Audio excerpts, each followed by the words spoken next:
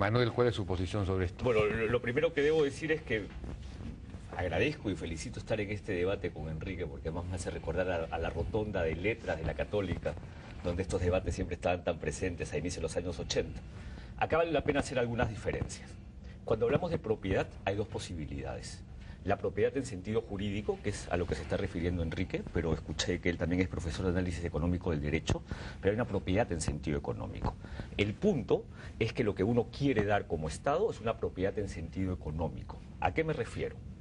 Lo que uno necesita es un título con suficiente seguridad jurídica para ejercer la titularidad como si fuera propietario, aunque jurídicamente no lo sea. Y voy a poner el mejor ejemplo para el televidente, el concesionario minero.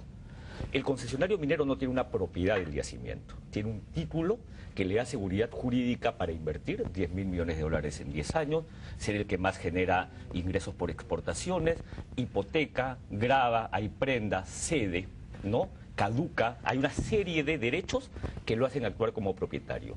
Un economista diría, esta es una propiedad en sentido económico, tiene la suficiente seguridad jurídica para actuar. ¿Y por qué hago esta diferencia? Porque a veces en este debate de propiedad del particular o propiedad del Estado, intentamos llevar los asuntos a ciertos niveles de polarización. Y yo soy profesor de recursos naturales en la Católica y siempre hago este ejercicio con los alumnos. ¿Ustedes qué creen? ¿Debe haber propiedad privada sobre los recursos naturales? Y la respuesta es no, porque los privados lo van a usar mal, lo van a utilizar en su beneficio, van a maximizar su beneficio y empiezan. Entonces yo después les digo, no quiero saber cómo están sus casas si ustedes son propietarios de una casa, porque hasta donde yo entiendo un propietario también puede manejar bien. Y por el otro lado, que el Estado tenga el título no significa que el Estado se va a reservar el título y no va a permitir que los particulares lo hagan. El punto en discusión, Jaime, en recursos naturales, no es si es propiedad privada de particulares o el Estado bajo una forma de dominio, que tampoco es propietario. Es un centro muy cercano. Y ese centro, ¿sabes cómo se llama? Condiciones. El Estado, en beneficio de todos, quiere otorgar derechos, pero ser capaz de poner condiciones. ¿Qué condiciones? Por ejemplo, en pesca no te otorga un derecho de propiedad sobre los recursos no pescados, es decir, sobre los peces en el mar.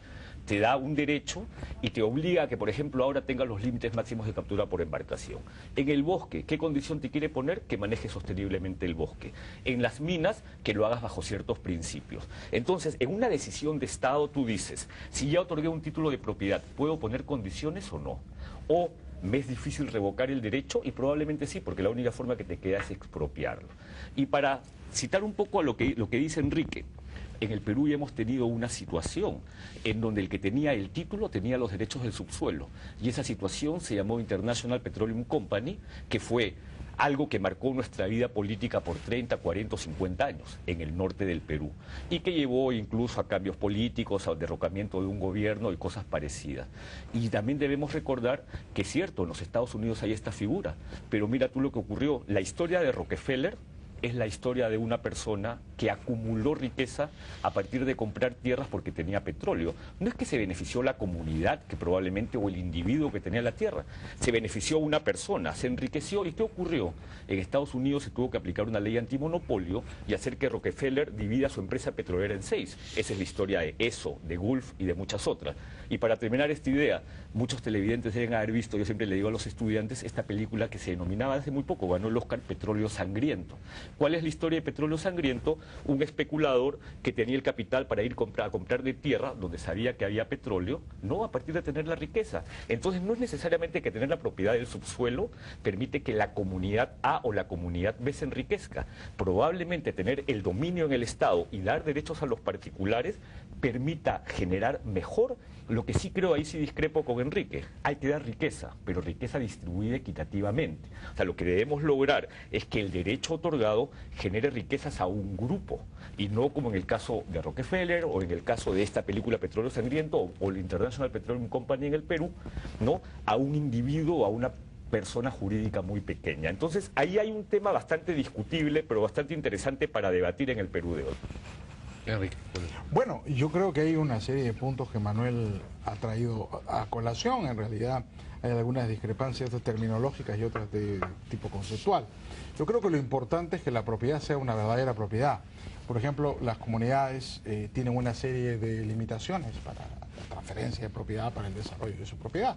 ¿Es una auténtica propiedad? No, yo creo que lo importante es que sea una auténtica propiedad. Llamémosle como le queramos llamar, pero que existan los atributos para el desarrollo de la propiedad. Y está claro, en materia ambiental, por ejemplo, ¿no es cierto?, lo que Garrett Hardin llamaba la tragedia de los comunes.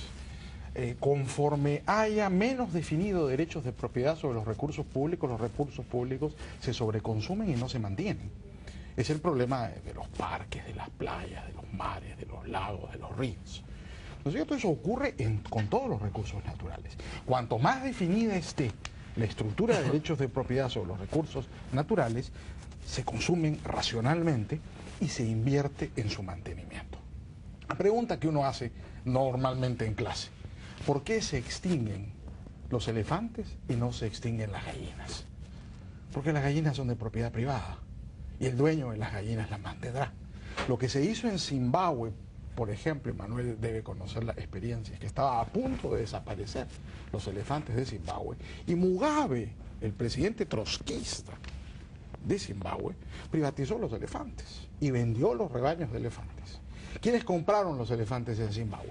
Gente muy distinta, por distintas razones. Como decía Bernard de Mandeville, vicios privados, virtudes públicas. Compraron elefantes los cazadores, compraron elefantes los ambientalistas, compraron elefantes los dueños de hoteles para el desarrollo del turismo. Todos tenían un común denominador, aunque distintos objetivos: salvar al elefante. Y terminaron de aliados el traficante de marfil, el cazador, el ambientalista y el hotelero. Hoy día, Zimbabue, antes de la crisis final, ¿no es cierto?, Zimbabue logró recuperar el elefante y exportar elefantes. El Perú tiene una experiencia, la lana de vicuña. Enrique Pasquel ha escrito en la UPC un magnífico estudio, un paper, respecto, ¿no es cierto?, de la salvación de la vicuña, con la experiencia que había en la Comisión de Camélidos Sudamericanos y el proceso de explotación de la lana de vicuña en los últimos años a raíz del contrato con Loropiana, que está a punto de vencerse, ¿no es cierto?, con Alpaca TPX, de manera que el grupo arequipeño que entró en sociedad con la gran empresa italiana. El punto es el siguiente, creo yo: la definición de la estructura de derechos de propiedad, cuanto más precisa esté, crea incentivos para la mejora económica, para la eficiencia económica y para la paz social. Es la historia de la propiedad la que lleva a la historia del beneficio económico y del progreso social. La historia de California con el Gold Rush. Es la historia de Alaska. Es la historia de todos los países que logran armonizar el desarrollo de un recurso natural con el progreso social. Y es la tragedia del Perú, donde lamentablemente quienes se benefician de la gran riqueza minera son empresas que obtienen del gobierno algún tipo de beneficio, en este caso una concesión, y el gobierno, cuando el gran beneficiario de la renta minera debería ser el pueblo peruano. Es decir, los campesinos pobres del Perú, que en los Andes y en la Amazonía viven ahí. La tragedia espantosa de un habitante de los Andes o de un comunero en la selva de ver pasar la riqueza, el petróleo, el gas, el oro, la plata, y recibir una migaja como derecho superficiario, indigna, y fácilmente uno va a la violencia.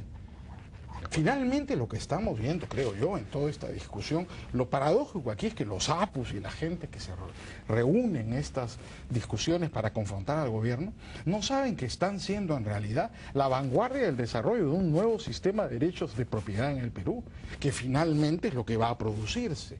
Tiene que aparecer una estructura definida de derechos de propiedad, que yo creo va a ir por la asignación de derechos de propiedad sobre el subsuelo a las comunidades y a los comuneros que vivan ahí, colectiva o individualmente.